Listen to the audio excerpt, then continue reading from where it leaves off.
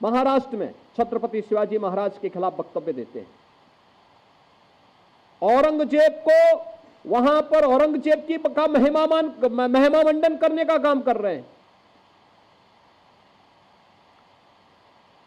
आपको याद होगा 3 वर्ष पहले जब हम लोग प्रदेश के अंदर रन फॉर यूनिटी के रूप में लौह पुरुष सरदार वल्लभ भाई पटेल के जन्मदिन के कार्यक्रम के साथ जुटे हुए थे, तो समाजवादी पार्टी उस दिन भारत के तोड़क जिन्ना का महिमा मंडन समाजवादी पार्टी के मुखिया कर रहे थे। याद करिए, जिन्ना का स्मरण कर रहे थे।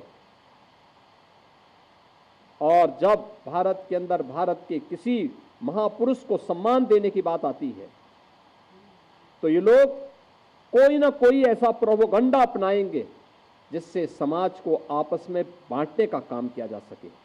चाहे वह छत्रपति शिवाजी महाराज का अपमान हो, चाहे वह लौह पुरुष सरदार वल्लभ भाई पटेल का अपमान हो, और चाहे वह महाराणा प्रताप और महाराणा सांगा का अपमान या बाबा साहब भीमराव अंबेडकर का अपमान, ये उसी श्रृंखला का हिस्सा है जो कांग्रेस और समाजवादी पार्टी का डीएनए अब तक करता रहा है। ये लगातार इस षड्यंत्र के हिस्से रहे हैं।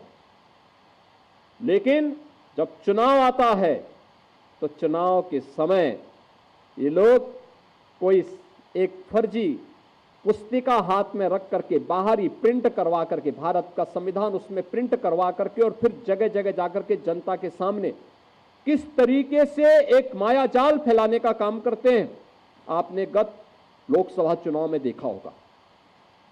किस किस प्रकार के वक्तव्य इन्होंने दिए, कैसे कैसी बातें इन्होंने उस समय कही, ये किसी से छुपा हुआ नहीं है।